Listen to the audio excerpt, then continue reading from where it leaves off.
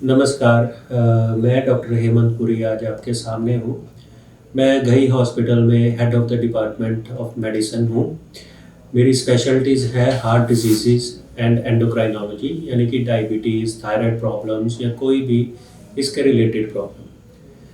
तो थोड़े से आज संक्षिप्त मैं अपने बारे में विवरण दूंगा। मेरी एमबीबीएस जीएमसी अमृतसर से है। एमडी मेडिसिन मैंने अमेरिका में की है। उसके बाद मेरी 5 साल अमेरिका में प्रैक्टिस रही है। उसके बाद फिर मैं इंडिया आ गया ताकि अपने देश की सेवा कर सकूं, देशवासियों की सेवा कर सकूं। जो मेरे को वहाँ पे ज्ञान मिला, जो एजुकेशन मिली, जो सब कुछ मिला, वो आप लोगों तक मैं पहुँचा सकूं। अब मैं घई हॉस्पिटल में पिछले 2 साल से काम कर रहा हूँ। उससे पहले मैं केयरमैक्स हॉस्पिटल में था, डॉक्टर चावला के साथ। तो आज हम बात करेंगे डायबिटीज़ की। डायबिटीज़ और हार्ट प्रॉब्लम्स, और जिसे हम बीपी भी कह सकते हैं, या और भी हार्ट की दूसरी प्रॉब्लम्स होती है, वही शुगर बढ़ने का उस पर क्या क्या इफ़ेक्ट पड़ता है, या शुगर बीमारी का बाकी चीज़ों पे भी हमारे क्या इफ़ेक्ट होता है।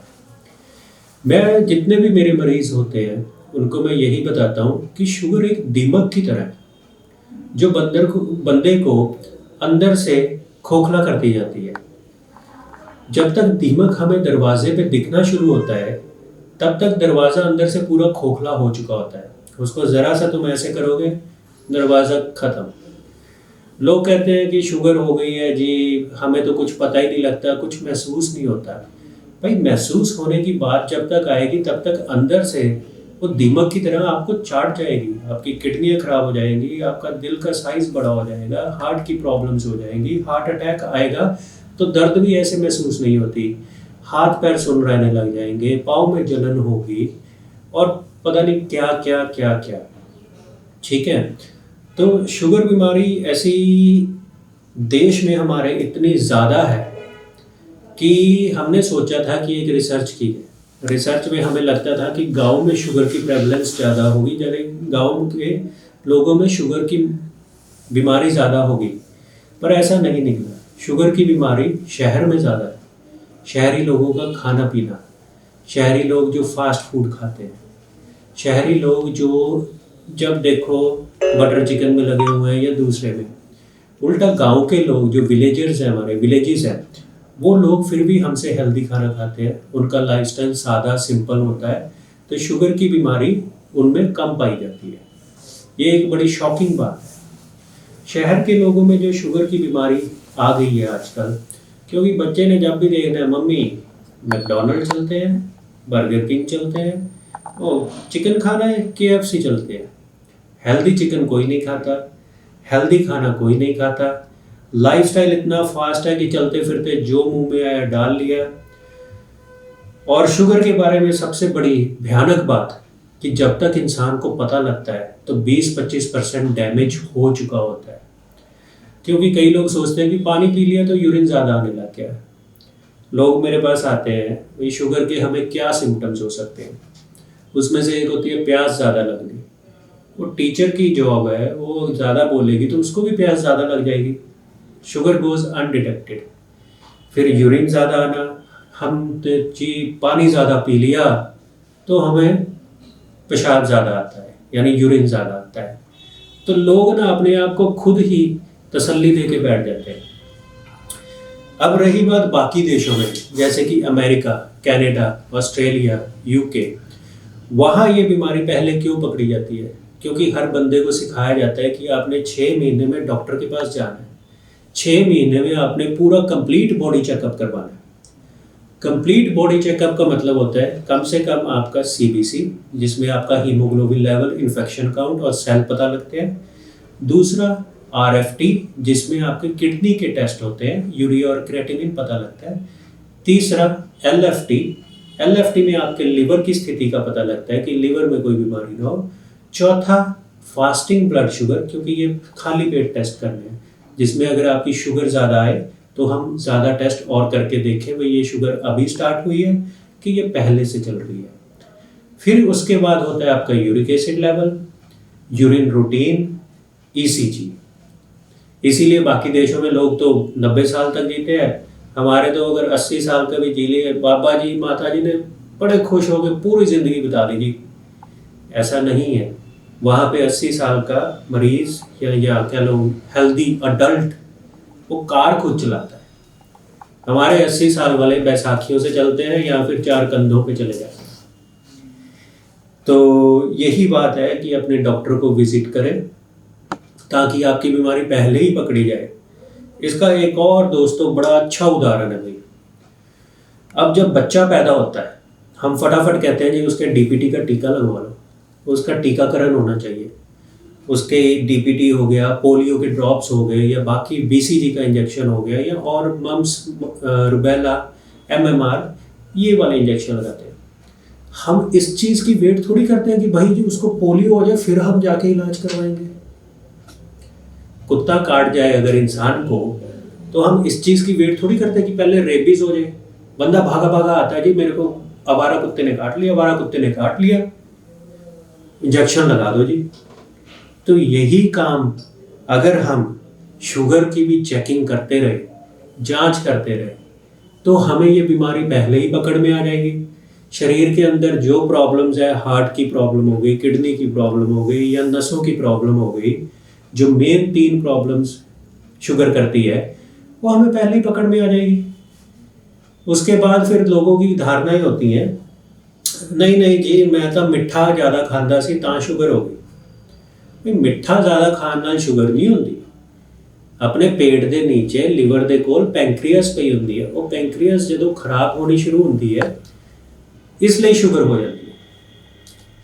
सो यह धारणा बहुत ही गलत है कि मैं तो जी मीठा ज़्यादा खाता हूँ तो शुगर हो गई। नहीं, अगर आपको शुगर ज़्यादा हो गई है तो मीठा बंद करना है।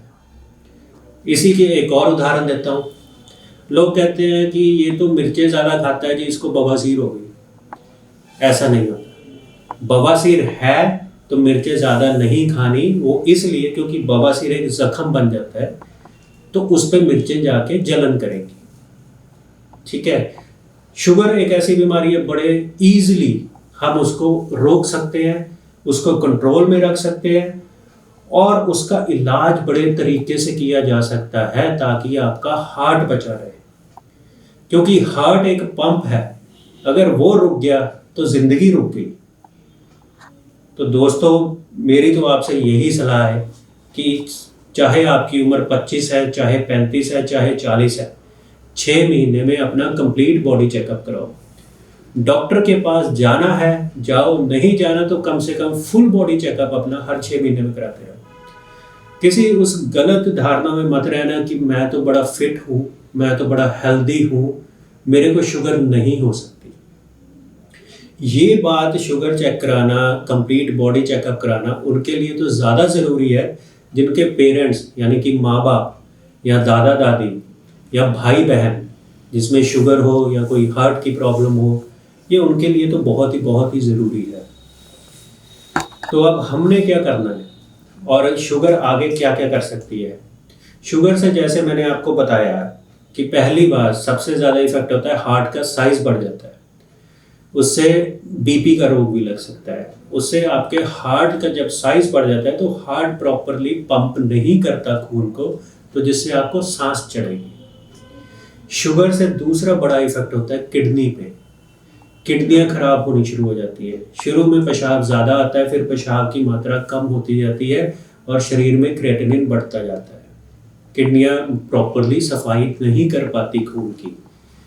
तीसरा, जो हमारे छोटे छोटे उंगलियों पे, पैरों की जो नसें हैं, शुगर ज़्यादा होने से वो गलने लग जाती है। शुगर अगर टाइम पे आपने नहीं डायग्नोस की, अगर शुगर की मात्रा 600 चले गई, उदाहरण तौर पे शराब किससे बनती है? गन्ने से बनती है ना, राइस से बनती है। ये सब क्या है? एक तरह की शुगर है। उसमें क्या होता है? कीड़े पड़ते हैं, मर जाते हैं, एसिड बनता है जिसको हम शराब बोल देते हैं। तो अगर 600 मिलीग्राम, 700 मिलीग्राम की मात्रा की शुगर हमारे शरीर में घूम रही है, तो उसका तो तेजाब ही बनेगा ना। और वो तेजाब कहाँ कहाँ जाएगा? जहाँ जहाँ खून जाएगा। इससे कोमा भी हो सकता है ब्रेन में अगर चले जाए, जिसे हम डायबिटिक कीटो एसिडोसिस बोलते हैं। ठीक है। और अगर शुगर की मात्रा ज़्यादा कम हो जाए फिर भी इंसान कोमा में चले जाता है, क्योंकि ब्रेन ने क्या चाहिए, शुगर चाहिए, पर प्रॉपर मात्रा में शुगर चाहिए।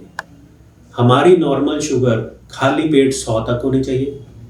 खाना खाने के बाद किसी किसी लेबोरेटरी के अकॉर्डिंग 140 या 160 होनी चाहिए।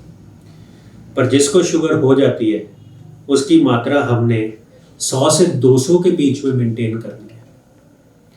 ठीक। और रही बात हार्ट प्रॉब्लम्स की, अगर हम 100 से 200 के बीच में करेंगे तो ना तो हार्ट पे इफेक्ट होगा, ना किडनी पे इफेक्ट होगा, ना कहीं और इफेक्ट होगा। इसके लिए कई दवाइयाँ हैं, ठीक है, कई तरीके की दवाइयाँ और इजाद हो रही है, इंसुलिन हो रही है, इंसुलिन यूज़ कर सकते हैं अगर दवाइयाँ असर करना बंद कर गई।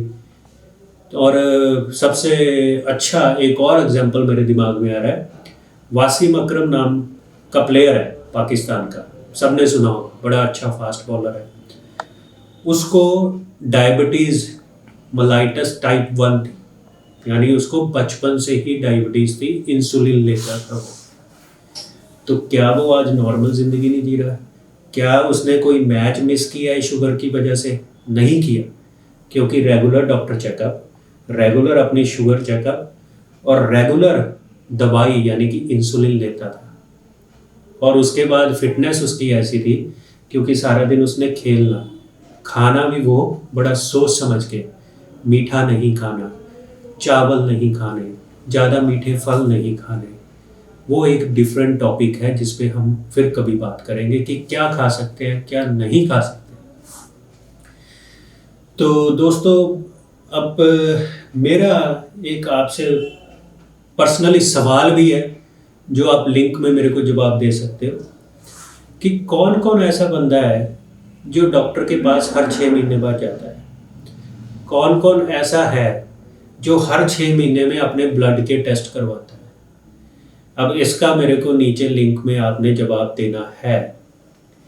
बाकी मेरी यही सलाह है कि आप ये सब करते रहें, अपने आप को फिट रखें, हेल्दी खाना खाएं, फास्ट फूड से दूर रहें, अपने हार्ट, अपनी शुगर, अपनी सेहत का ध्यान रखें। हो सके तो 30 मिनट दिन में निकालिए अपनी बॉडी को देने के लिए।